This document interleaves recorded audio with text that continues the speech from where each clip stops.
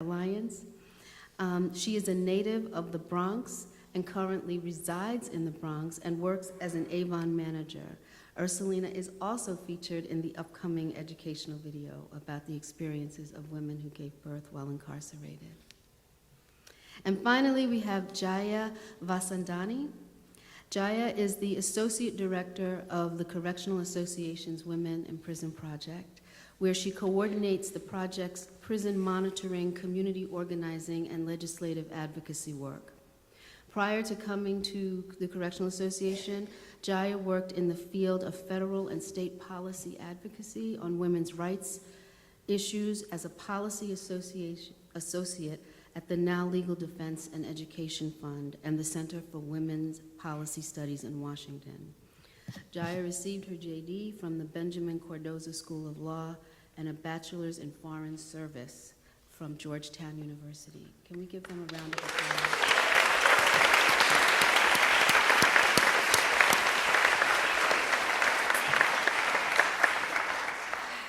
Thank you, Tamar, for that incredible overview. It's so shocking and distressing, but the amazing thing is that we've got work to do, and a lot of the work is being done by the women here. So I'm going to ask Jaya the first question. So we heard from Tamar that in the United States, 1 out of 20 women are pregnant at the time of their incarceration, and that about 2,000 women give birth in prison or jail annually. And so when the general public thinks of prison, being pregnant, and giving birth while incarcerated, that's actually really not on the radar of the general public, right? So the CA is a prison watch organization that monitors the conditions in New York State prisons. What has the monitoring work revealed about this issue? Thanks. I think what we heard from Tamar really shows that kind of the criminal justice system's kind of punishment paradigm, the need to continually punish people over and over and over again, really plays out in gender-specific ways in the women's prisons. And in fact, the policies of the prisons and the correctional facilities kind of reinforce this stigma and this need to punish. One of the main ways we've seen this happen play out rather with pregnant women is kind of the dehumanizing treatment that they receive from staff in the prisons, and that's both kind of correction officers and also the medical staff. And by the fact that these medical providers and these COs or correctional officers are really allowed to behave that way because there's very little oversight and accountability over their actions. I guess, you know, in prison culture, there's an underlying presumption that women in prison are con artists. They're manipulators. They're always trying to get one over you. So if a woman goes to the medical building in the prison to seek health care, there's already an assumption that, you know, she's trying to game the system just so she can get drugs and get high.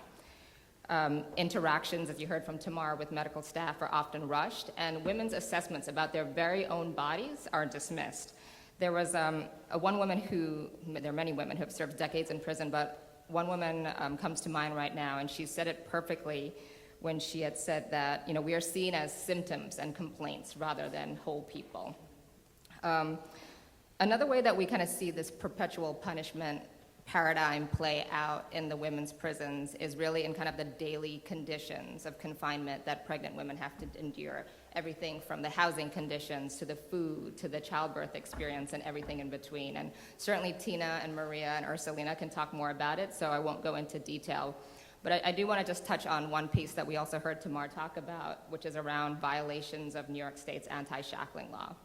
And shackling is kind of a good example of how stigmatized women in prison are, because at the core, it's really the devaluing of women that makes us feel that it's okay to shackle women. So what do we mean when we say shackle? In New York State, shackling means handcuffs, ankle shackles, a waist chain, and something they call a black box, which essentially looks like a brick. It's made of metal, and it's in between the handcuffs. Through there, another chain is attached between your waist chain to your handcuffs to further restrict movement. All people who are incarcerated in New York State, man or woman, pregnant or not, are always shackled whenever they leave the facility.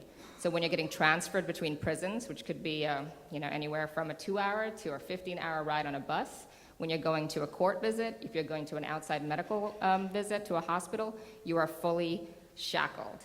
And it's absolutely legal in New York State to shackle pregnant women, and it is a common practice throughout their pregnancy at all trimesters.